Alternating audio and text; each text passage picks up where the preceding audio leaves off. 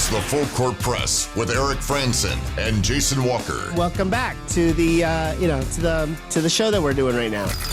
Following the local teams, breaking down the biggest games with in-depth analysis and team interviews. There's going to be much higher expectations, sense of awareness of what we bring to the table. Join the show by calling into 435-752-1069 or text 435-339-0321. It's the Full Court Press. Sproles, ends up, yes! Caught! Touchdown! They did it!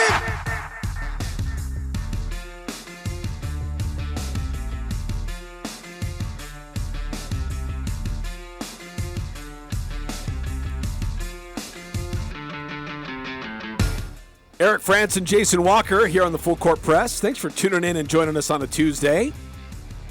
Utah State basketball getting ready for UNLV. Tonight in the Spectrum, 7 o'clock tip-off. Al Lewis and Jalen Moore with pregame coverage starting at 6 on our sister station KVNU. And as soon as the game is over, they'll have John Russell on. Take your phone calls, your texts. Utah State right now, let's see, last time I looked, I believe USU was favored by 7 in this game tonight. Yeah, USU favored by 7. They're trying to sucker in those Las Vegas voters. Or voters, gamblers. Yeah. Bettors. A number of games on the Mountain West schedule tonight. Wyoming's at Air Force. Air Force favored by 4.5 in that one. As mentioned, Utah State hosting UNLV. Also at 7 o'clock. All games are at 7, I should say. On FS1, San Jose State at New Mexico. New Mexico favored by 10 in this one. And then to the other game on the schedule, it's Nevada at Boise State. That would be the game to pay attention to, but it will not be on national TV. Boise favored by 5.5. And the Broncos have definitely been on a run here lately, so that would be interesting to see how that one plays out. Yeah, we'll see if they're able to keep up their hot stretch. And Nevada also playing really. These are two teams that are both one loss. Nevada obviously coming off dominating win over Utah State. Boise State also has their dominating win over Utah State. So for Utah State fans, will be like, all right, which one of these teams is actually better than the other? And, of course, also Utah State fans looking forward to the home contest against these two teams. But, yeah, should be some good ones. Yeah, so all games are at 7 o'clock, so they will be keeping an eye on that and do updates on that after the game for Utah State when Al Lewis and John Russell take your phone calls to see what the updated standings will look like for Utah State and the rest of the Mountain West. But they're facing a UNLV team who's had kind of a curious schedule. When you look at what they've done so far, they are 2-1 in conference play, which I don't think that's right. This should be 1-2 in conference play. Who? No, UNLV. No, sorry, they're not even that. They're like 1-4. They're 1-4. That 2-1 is their away record. No, I'm looking at the wrong. No, thank you. Yeah, that's what it is. 1-4 in conference play. They're 1 win on the road at New Mexico. So they've shown an ability to play well on the road. But this is a team that is coming off of a couple of losses. They lost at home to Boise State where they got demolished.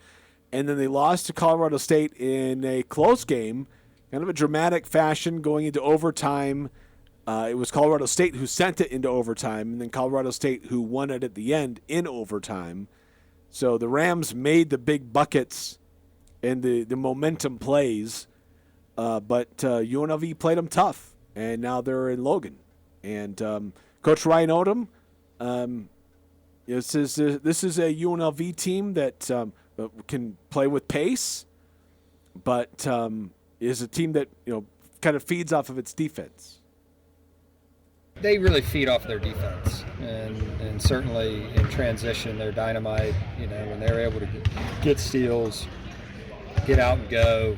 They're very athletic. They have multiple finishers, multiple drivers, big guys around the rim that can block shots and finish around the rim, as well. And so there's no doubt they're going to try to, play their style of defense and get us into some difficult situations that hopefully could turn into, open shots or transition opportunities for them, and we've got to keep them out of that. You can't,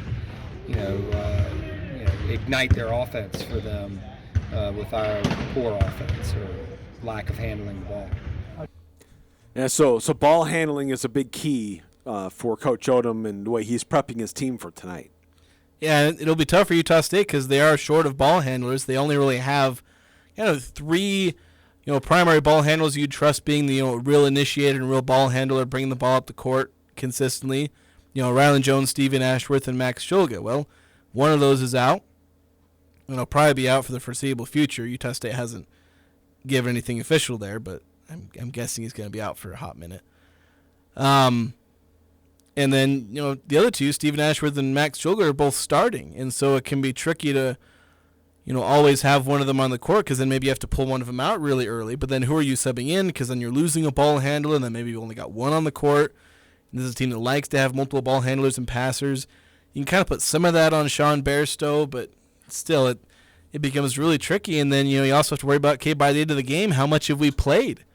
Ashworth and Shulga, are they playing like 35 to 40 minutes a game? Because you don't like to play guys that much. Sometimes in college you can get away with it, but we're kind of moving away from the eras of, mid-major teams will have that one guy who plays like 39 minutes a game.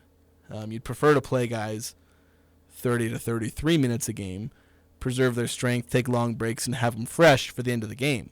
If you're not able to do that, then that can throw a wrench because then guys aren't executing because they're too tired to execute.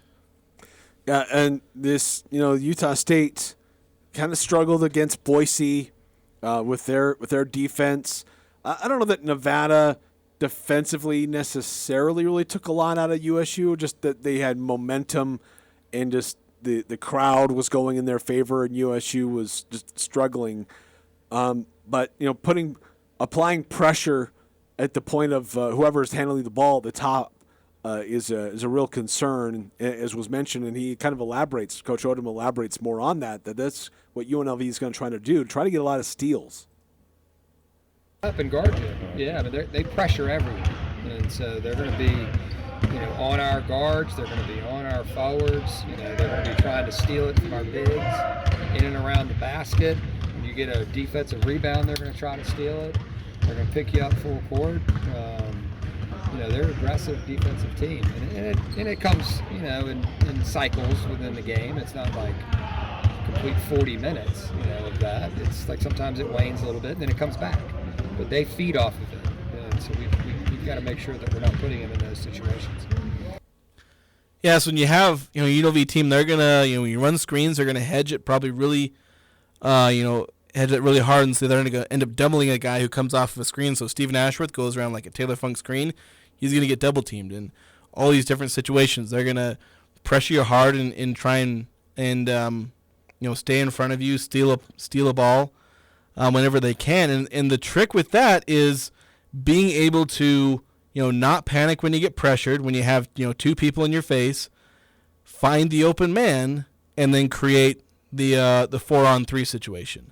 And that requires heads up passing, it requires vision, it requires knowing where guys are, and obviously also, passing accuracy, and also good movement from, the entire offense. Because you can beat a pressure defense with good, off-ball movement and good passing. Because the defense will put themselves in bad situations by being overly aggressive. So if you're able to execute, you can really hammer aggressive defenses. But that's easier said than done. There's a reason people do pressure defenses, because they work a lot of the times, because you make people panic. You make people make mistakes, and then they capitalize a ton on those mistakes. And UNLV can do that. 2 or 3 times Odom mentions that UNLV feeds off of its defense. They're like 7th in the nation in steals, and that feeds into their offense. They're a team that can get out and run. They force steals, and that, again, defense leads to offense. Classic. Yes. And as you said, it was a running theme for him. And here's one more on their defense and stealing passes along the way. Our defense is not what UNLV's defense is. We're not stealing the ball a lot. We try to stay in front. We try to limit shots at the rim and open threes. And they definitely want to take your ball, but they're also help oriented.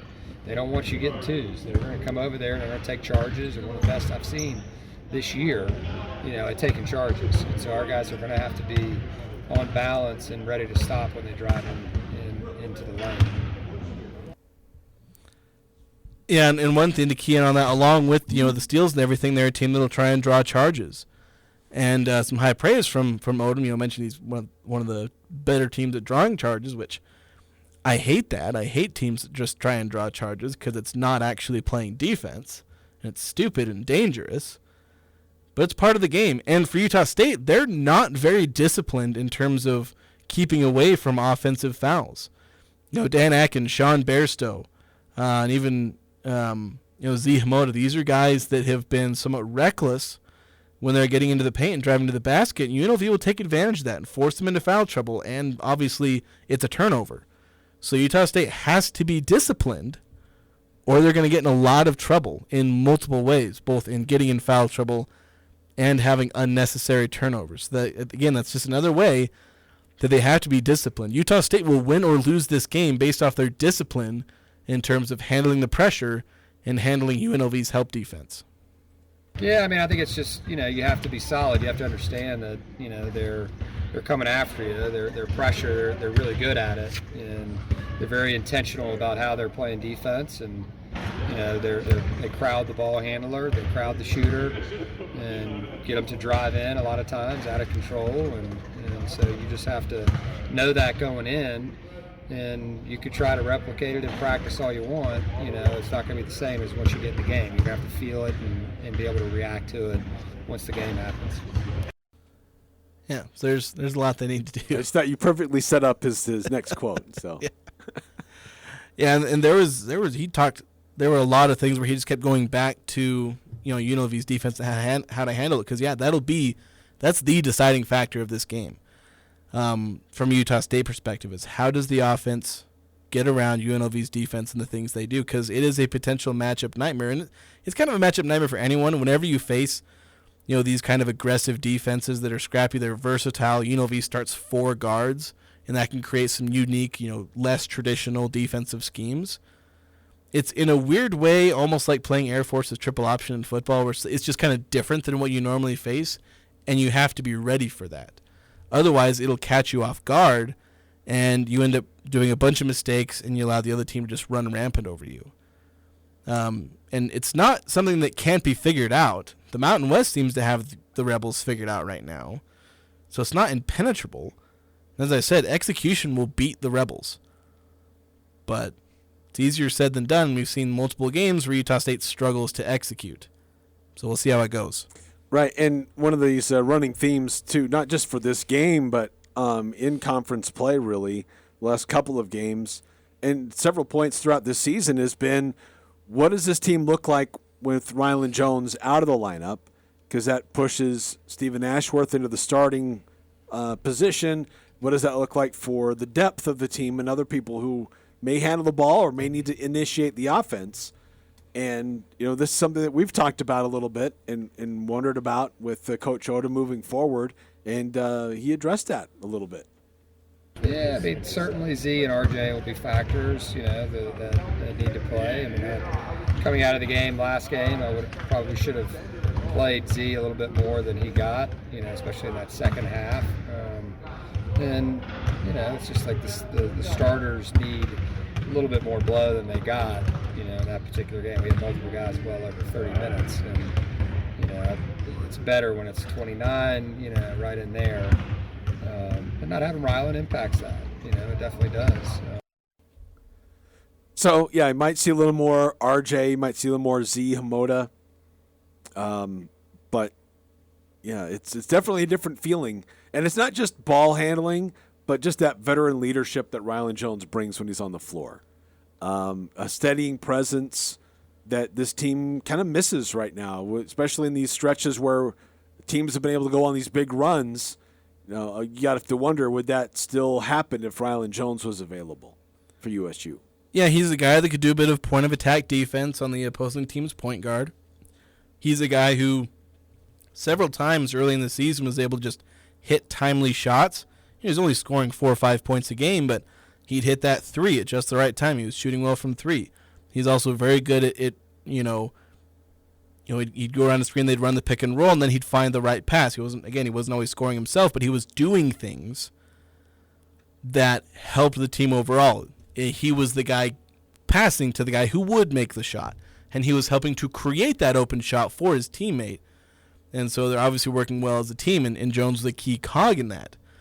Well, now that's gone. And not only are you missing that talent, that, shot creation, so to speak, but again, it goes back to depth. You're lacking depth. And so, yes, you have a serviceable replacement for Jones, but you also have to find a serviceable replacement for the replacement to Jones. And they don't have that, and that impacts the team.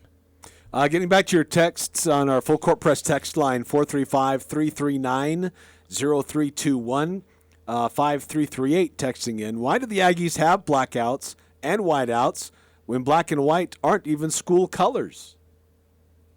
It's a fair question. Yeah, it's because the marketing department sees other teams doing blackouts, and they think, oh, that's cool, let's do it. And they don't think. Like, you need to think. Yeah, but it looks cool, Jason. No, it doesn't. It looks cool when everyone in the arena is the same color. But the Aggies shouldn't be wearing black. It's not one of their colors. Do a whiteout. If you're the Utes, you do a blackout. If you're Wake Forest, you do a blackout. There's plenty of teams that can do blackout. Like, just look at your color scheme. What color works better with your color scheme? White or black? Or do a gold out or something. Yeah, I was just going to say, why don't we do other colors? Why is it limited to just those two? Because black and white are kind of the most universal colors. Ubiquitous, yeah. Yeah. Wyoming, they can do a brown out. My old high school, Davis High, we used to do brownouts. Oh, and yeah, it sounds disgusting, but don't knock the brown and gold. It is actually a good-looking color scheme. 9315 texting in. My keys for tonight's game, burn the black uniforms for the pregame in the Spectrum. What's your keys, Eric and Jason? I think he makes a good point. I think I like his keys to the game. Well, we'll hear from Coach Odom. He has some interesting things to say about both teams coming off of a loss, but I think my key would just be, it's good to be home. It'll be good to be home for USU and get into a rhythm. And don't allow UNLV to get into a rhythm. And if they get into a run, you'll find ways you got to stop that. You got to manufacture points to stem that. Yeah. Well, just as important, I think they need to manufacture stops. Yeah, true. However you get them. 3486, he's texting and says, technically, if you look at the Utah State Athletics branding guide, black is an official color. Plus, the players like him. Okay, I'm pretty sure black is like the 8th color down the line. Just saying. Also, 9315 says, get Jason or Eric an intern to help with the sports coverage caseload. Yeah, there we go. Maybe you need an intern, Jason. Technically, I call radio games with an intern. Yeah, I'm sure we could arrange that. Hand off some of your dirty work to the intern. I mean, I could. Part of what I'm trying to do is see if I can just get in communication with the coaches of different sports and just work directly with them and have them help me send information to me. That's part of my thing, is just getting in contact with all the coaches. Yes. For instance, I reached out to all the girls' basketball coaches today, just so we can continue to update on scores and things like that for them on a, I guess at this point, 2 times a week basis. So, I don't know. If there's an intern that wants to come here and basically be my, go talk to everyone and bring me information, that's fine. But Your gopher. yeah. 5879, hey, we beat Westminster with the black uniforms. It doesn't count. Non-Division 1. It doesn't If it doesn't count for the NAT, it doesn't count for the curse. 7994, my key to the game, score more points than UNLV. Seems simple, right? That's brilliant. To my knowledge, Utah State has never lost when they score more points than the opponent. They're, depending on how you look at vacated wins, they have won games where they scored fewer points. That's because you vacate wins later, and so you get an automatic win. 1570, isn't Utah State colors blue, white, gray, and black? I think black uniforms look pretty sharp. No. I like the black unis, just there's a bit of a curse that's associated with them. Just doesn't work as well. I don't mind the look. But when they wear white unis, do we say, okay, it's a white out? When they wear the pewter unis, we're like, oh, it's a pewter out. They should just never wear all pewter jerseys. Then right on cue, 3486. How do you feel about the pewter unis? Jake, is that you? There's one of the other beat writers. He really thinks the pewter jerseys are the best, and I'm like, no, they're the ugliest jerseys they have. Pewter is a wonderful accent color. It is a wonderful accent color. It works very well. It is incredibly versatile. Do not ever wear the pewter jerseys. They look ugly as heck. 3486 says we actually had our best record last year in the pewter uniforms. I don't care. Burn them. Use them as kindling for the black jerseys. Get it started. All right, more on that. Also, we've got our Pick 6 results, so we didn't get to yesterday. We had a very shortened show. The stat that blew our minds, our player of the week, and we'll hear more from Coach Odom about Utah State getting ready for UNLV. Big matchup in the Mountain West tonight in the Spectrum. Tip-off at 7 o'clock. Pre-game coverage with Al Lewis and Jalen Moore starting at 6 o'clock on KVNU. So as soon as we're done, we would invite you to change the channel to, if you're on the FM dial, go down to 102.1.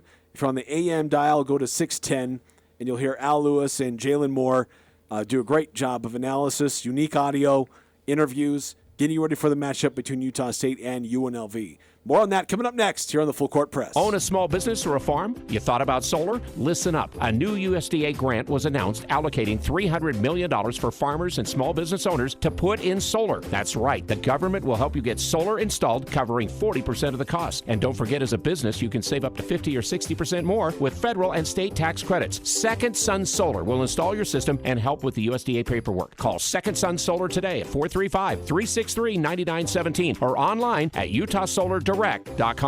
Are you in need of a reliable snowmobile repair shop? Cycles and Sleds in Hyde Park is your answer. Their experienced technicians can fix all makes and models so you can hit the trails with confidence. Not only do they repair your ride, but they also sell the latest in snowmobile accessories. Stop by and get your snowmobile running like new. Upgrade your ride with their selection of top-of-the-line accessories. Trust Cycles and Sleds in Hyde Park to keep you on the snow. Online at cyclesandsleds.com.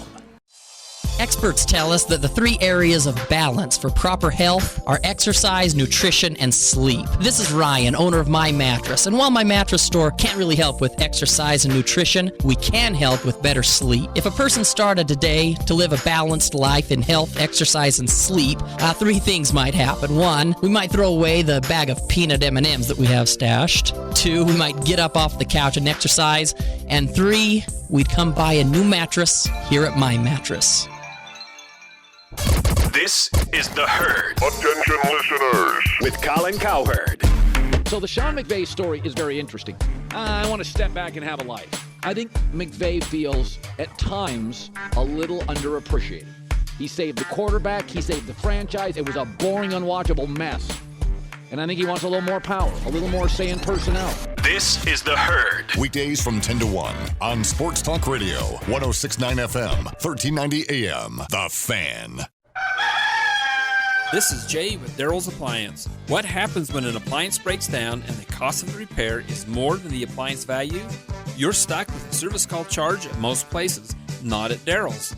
With our exclusive Under One Roof loyalty program, we discount the service call diagnostic charge when you decide to buy new from us instead of the repair. That's the Daryl's difference, because service always comes first. Daryl's West on Airport Road, open until 6 p.m. on weekdays, 5 on Saturday. Has inflation got you down? This is Zach with HSA Depot. Did you know you can save money by using your pre-tax income to buy qualifying medical supplies? Health savings and flex spending accounts can be used for more than just doctor visits and prescriptions. HSA Depot helps you conquer your health care by providing HSA and FSA eligible products, taking the guesswork out of the process. Come to HSA Depot next to Sally Beauty and see how much you can save. HSA Depot, 5-star review. The Full Court Press. Connect with us on Facebook, Twitter, and online at 1069thefan.com.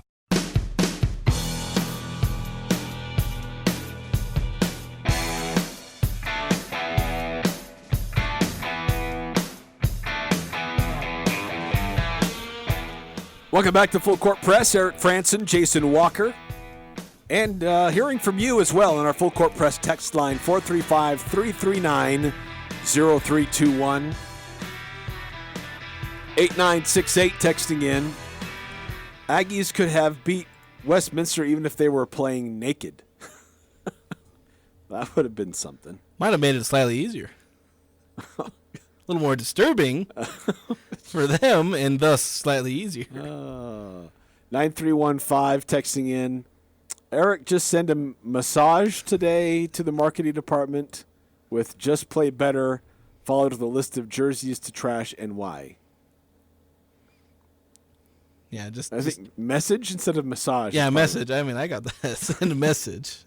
Don't need Eric sending any massages. Just basically telling him, just do better, and tell them which jerseys to get rid of. Granted, Utah State has at times done very well with their jerseys. It's just the one issue is they insist on these blackout jerseys, even though they're not cool. They're cursed. So just keep going with the ones that work. Like when they do the whiteout jerseys, they've done really cool. When they did like the classic, Wayne Estes kind of era jerseys, those look great. I disagree with it. They don't look cool. I think they do look cool, but they are cursed. I do agree with that. There's definitely a bad aura about the blackout jerseys. They're just not willing to seems accept to follow. Yeah. So, look, this Utah State team facing a UNLV squad that will have some familiar faces, not just from facing them last year, but one particular player who they faced when he was on a different team. An interesting situation where a player that who was on the team when the Aggies played Oklahoma a little bit ago. But he's got a little bit different role. This is Harkless. He's got a little bit different role with UNLV now than when the Aggies last faced him when he was a kind of a role player for Oklahoma. We played him last year, obviously, at Oklahoma, so we're familiar, and he's playing different than he did, with that team. He had a specific role there, whereas here, he's an offensive, I don't know what the word is, but he's a focus, right? They count on him, to score baskets, and he does a really good job of, reading the defenses at times and getting other guys shots as well. But he's aggressive. Yeah, Elijah Harkless is a player they faced me when they played Oklahoma last year. I think he had like 10 points in that game. Not a huge game. He was like the fourth leading scorer on the team last year. Actually, pretty balanced Oklahoma team that had 4 guys scoring between 10 and 14 points. And Harkless was one of those guys. But now he's scoring 17.3 for UNLV. Although, fun fact, Harkless is on his third team. Oh, wow, really? He started out at Cal State Northridge. Then he went to Oklahoma. I guess he figured he'd move up, but then he kind of moved back down to UNLV. But obviously, playing a big role. Kind of a inefficient shooter at times. He's averaging 17 points, but he's shooting 39% overall. He's shooting 25% from 3. Excuse me.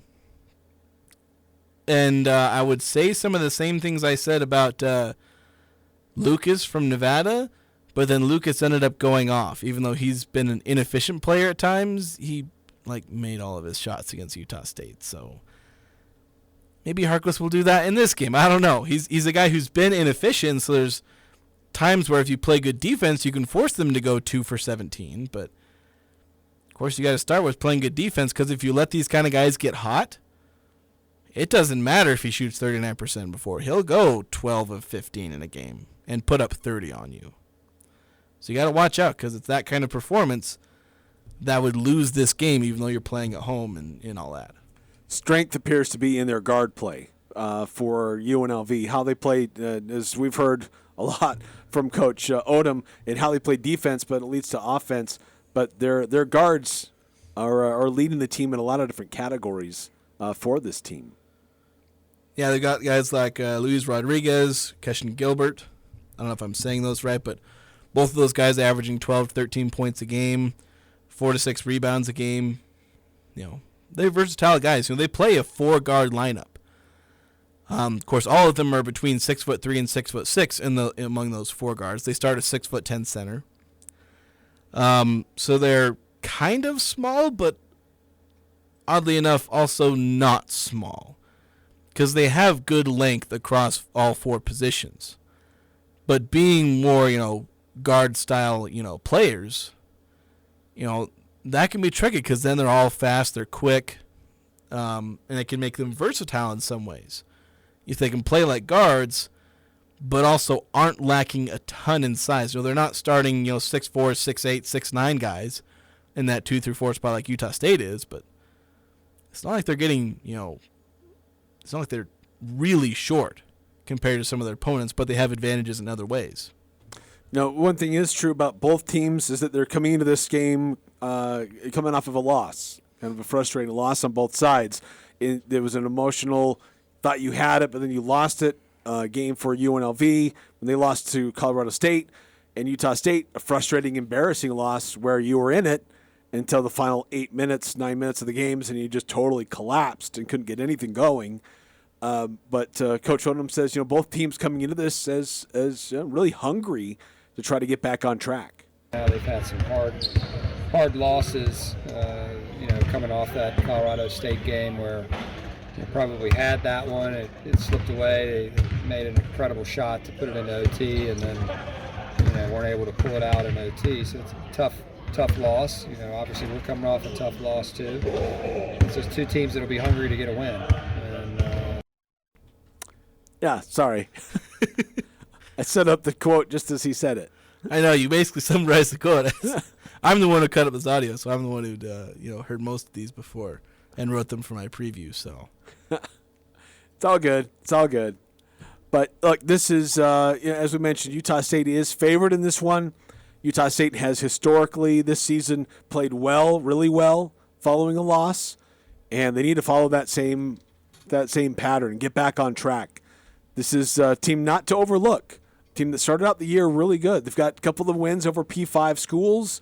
They beat New Mexico on the road.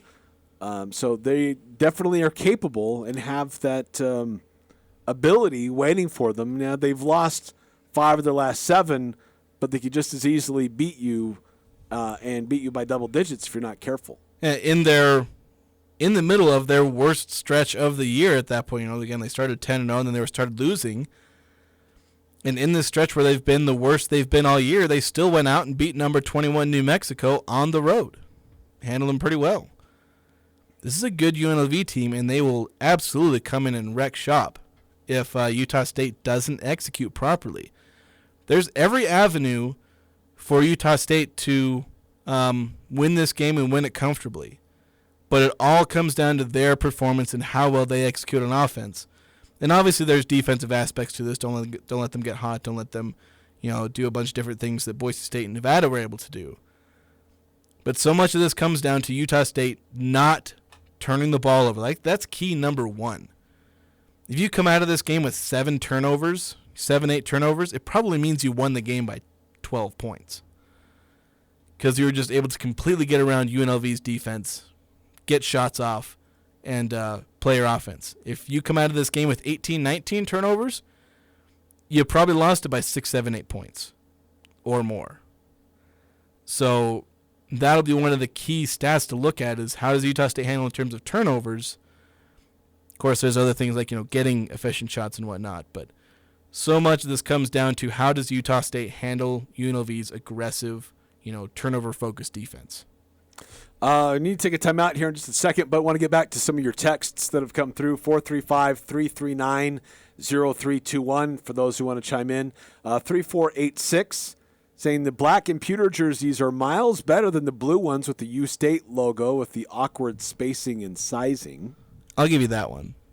5879, hey, ESPN has us favored to beat UNLV by like 75%. Yeah, Utah State, they're a 7-point favorite. And yeah, UNLV's or the ESPN's, their matchup predictor, it does have Utah State by basically 75%.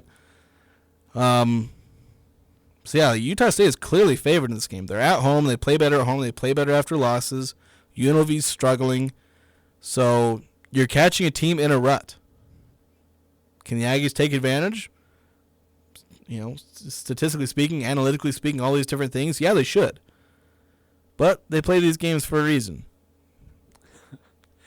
Let's see, 9315. A massage could help butter them up.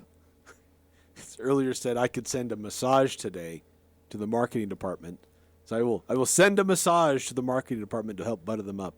And then followed up, what type of quad win would this be if the Aggies win today?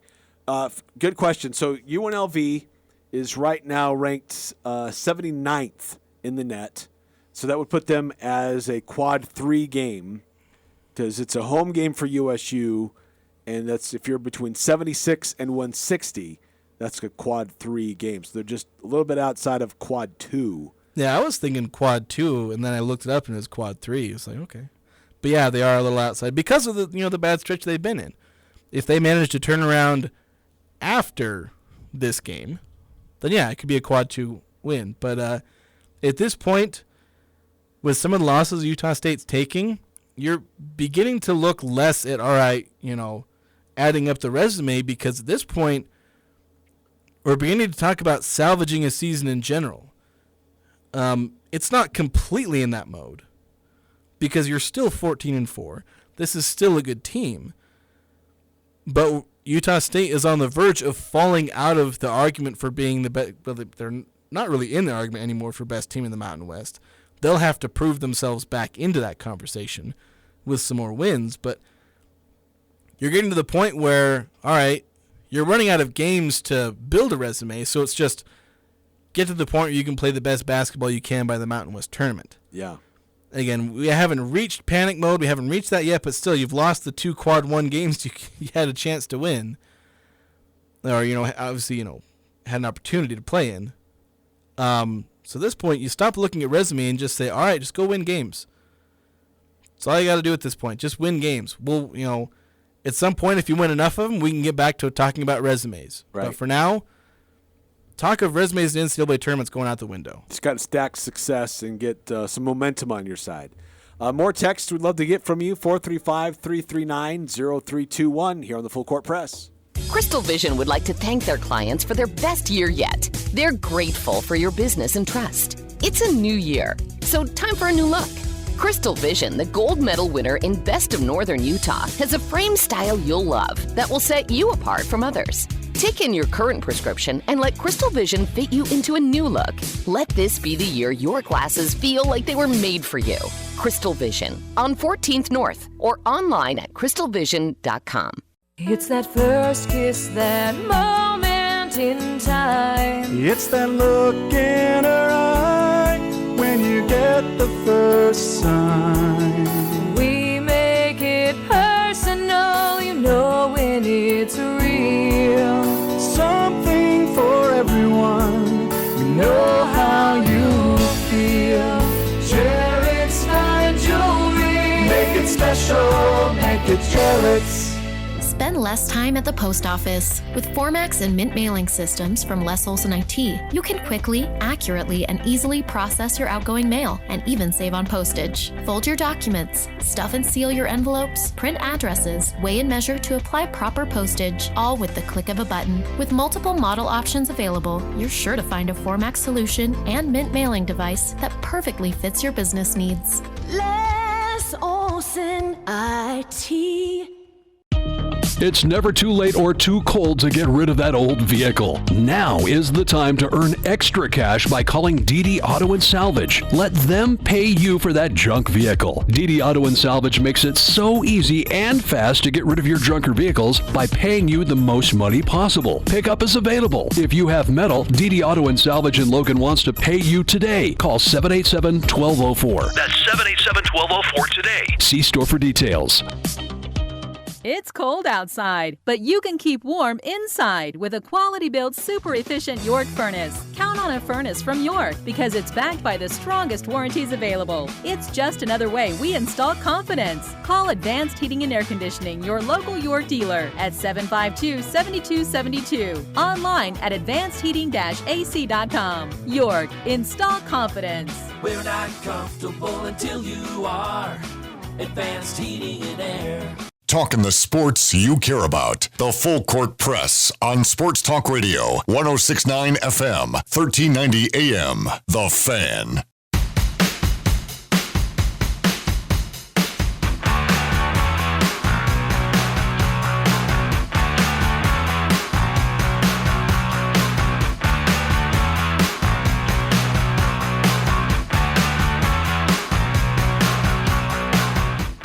Eric Frandsen, Jason Walker here on the Full Court Press. 435-339-0321 if you want to chime in. Very shortened show yesterday. We had the Jazz earlier in the afternoon, and then we had the Monday night NFL wild card playoff game that we had here on the Fan. So that cut into the show on the other side. So we had a very shortened show yesterday. Not a lot of time to get into things. And one of the things that we didn't get to do was to recap how we did with Pick 6. The 6 things we thought would happen over the weekend. So let's see how well we did. All right. Danak and rebounds at Nevada. Set the line at 9.5. Jason, you took the under. I took the over. He had 7. Malik Beasley made threes against Orlando and Philadelphia. Set the line at 8.5. Jason, you took the under. I took the over. He made 6. Combined threes made by Shulga, Barstow, and Ashworth in their game at Nevada. Line was set at 7.5. I took the under. You took the over. They made 5. So I've got 1. You've got 2 so far. Combined points from Markkanen and Boncaro. This was the Jazz-Orlando game. Markkanen had 28. Boncaro had 19. The line was set at 45.5. We both took the over, and it was 47 combined. So we got that one. Ashworth points versus Nevada. The line was set at 10.5. We both took the over on that. He had 15. And so I've got 3. You've got 4. It might come down to this last one here. The combined margin of defeat for Utah and BYU. They were both playing top 10 teams on the same night. And the line was set at 18.5. You took the over. I took the under. And the line was set at 18.5, as I mentioned. Utah lost by 19 themselves. BYU lost by only 1. So combined it was 20. So, Jason, you got that correct. So you win Pick 6. Yeah, that one was crazy because, yeah, Utah did it by themselves. But if BYU, if Gonzaga doesn't hit that go-ahead 3, it flips the other way. That's true. Because then it would have been like 17 or something like that. That's very true. So that's pretty close. It was. It's a good line, apparently. It's good. All right. The other thing we like to do on Tuesdays is highlight the different things that went on this last week as well, with the stat that blew our minds and the player of the week. And let's start off with the player. Let's highlight somebody who really stood out and what they were able to do, either on the court or on the field. Time to see who the real MVP is. If you have a good game, your game is going to say that. You don't have to say it. Puts a lot of cool things in perspective anytime you're the first time doing something. It's the Full Court Press Player of the Week. Let's go!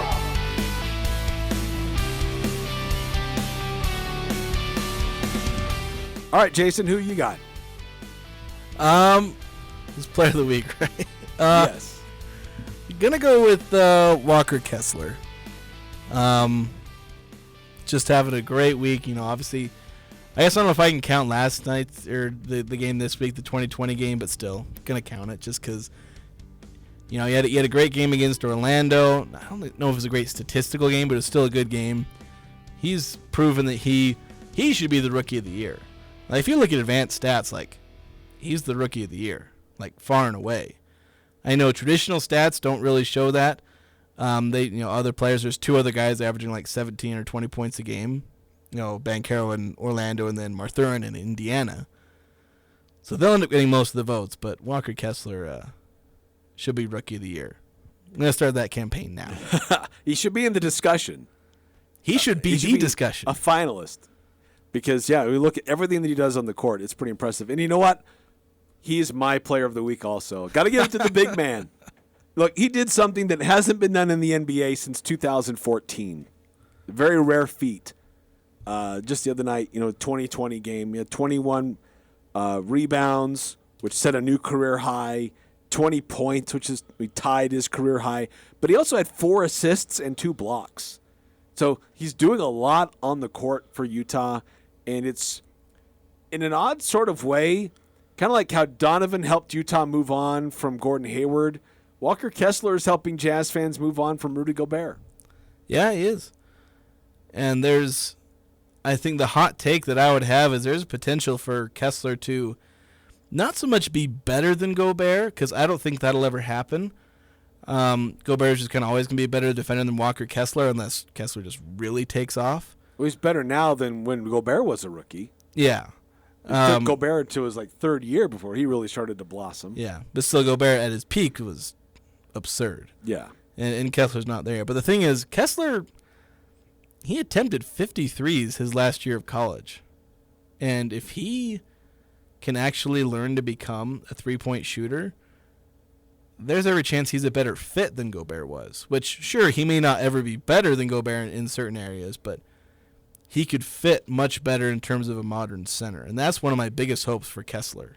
Well, he hit a shot, I forget who it was against, but it was about a 10-footer on the wing, beat the shot clock, and a good stroke, went in, and he just ran up the court like it was no big deal. Like it was no shock that he would be taking that shot. Yeah, he took 53s his last year. Of course, he only made 10 of them, so 20%.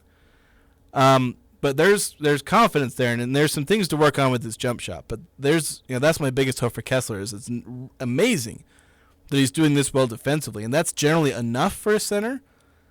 But the thing that could absolutely take him over the moon in terms of value and fit for this team would be to be a league average 3-point shooter. Right, stretch the defense a little bit, open up some of that interior by having a credible shot that somebody has to at least respect you on defense. Yeah, especially with how good he is on the pick and roll.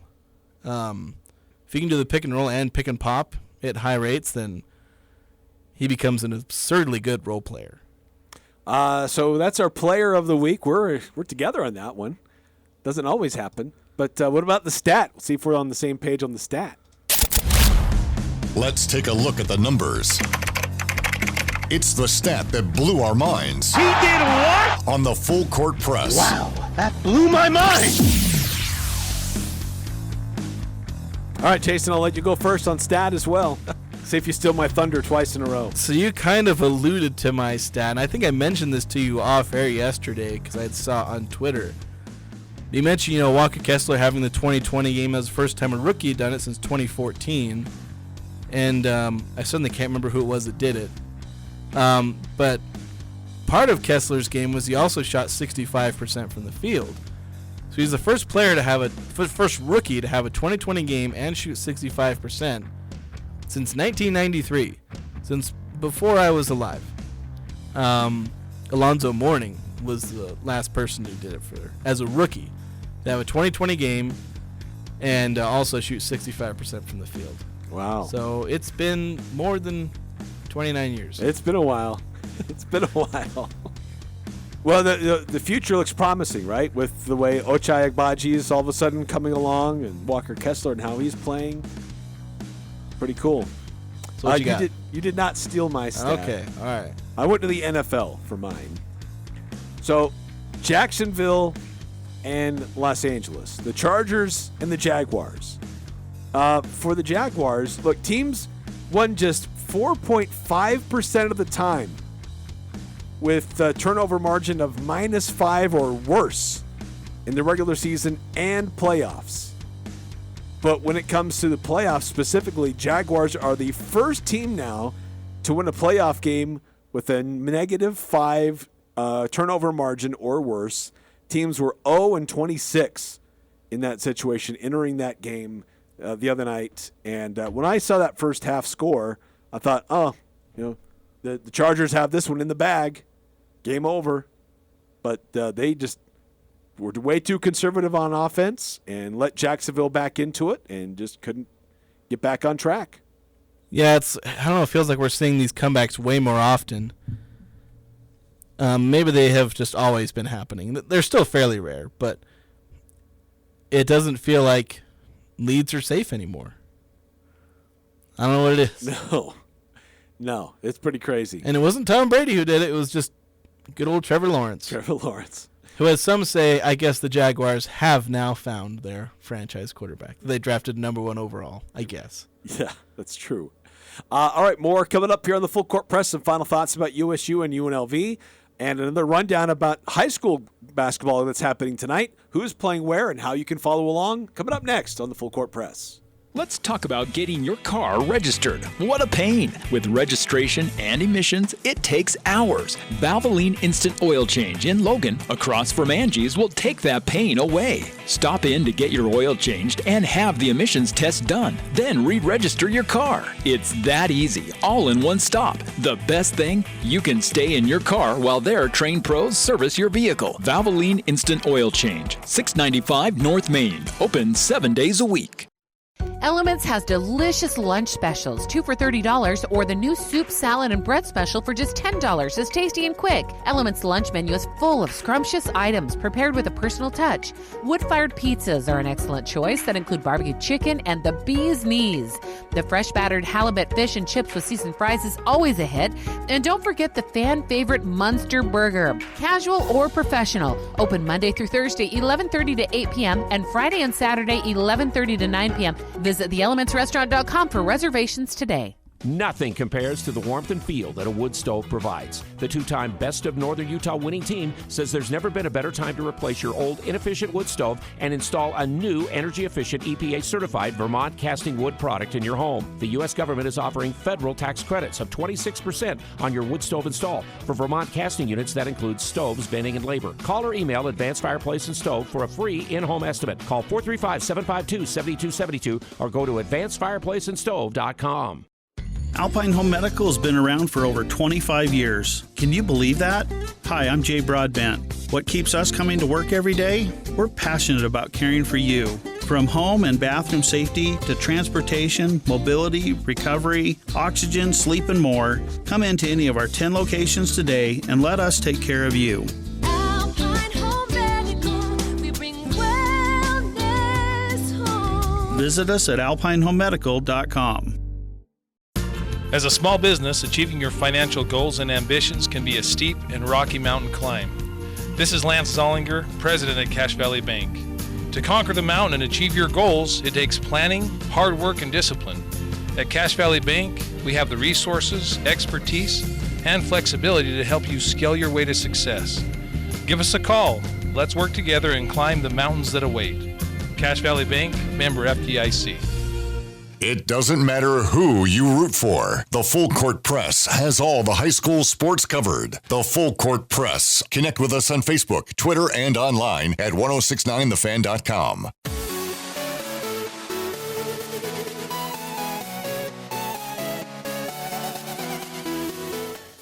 Eric Frandsen, Jason Walker, last couple of minutes on the show with you, and a busy night for high school hoops. Utah State men's basketball in action as well. We'll give you a rundown on that. But first, get to our Full Court Press text line 9315 saying player of the week could be Nemish Esdras Barbosa Keda, what he is doing in the G League. Yeah, well, he's been in the G League. He's put up some dominant numbers. He's had some really dominant games down there. Did Sam Merrill have a game where he made 6 threes in a G League game here just recently? Haven't been following his exploits in the G League as much. I usually check in on them periodically. I think he had a pretty big game just the other day. And I know Justin Beans had some big games. They really love him there in Memphis. Yeah, his highlights keep rolling across my feed. He's doing pretty solid down there for the Memphis Hustle, I believe. 6391, Georgi Dieng was the last rookie. The 2020 game back in 2014, who interestingly was drafted by the Jazz and traded to the Timberwolves. Yep. I actually only saw the first line of that text and realized that he mentioned that in the text. But yeah, he was part of the trade that landed the Jazz Trey Burke. Him and Shabazz Muhammad were that trade. They traded, 13 and 21 or 14 and 21. But Yang ended up having a pretty decent career.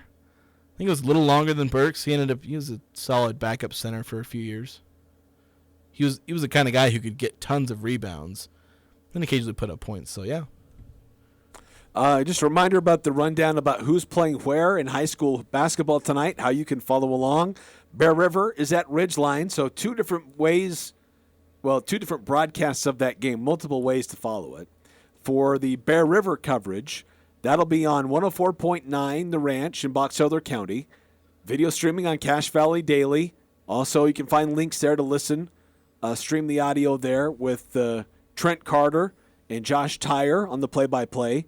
And then for the Ridgeline coverage, that'll be Dave Simmons and Nick Zollinger on 104.5 The Ranch. Also streaming their play-by-play will be on video streaming on Cache Valley Daily with links to listen as well.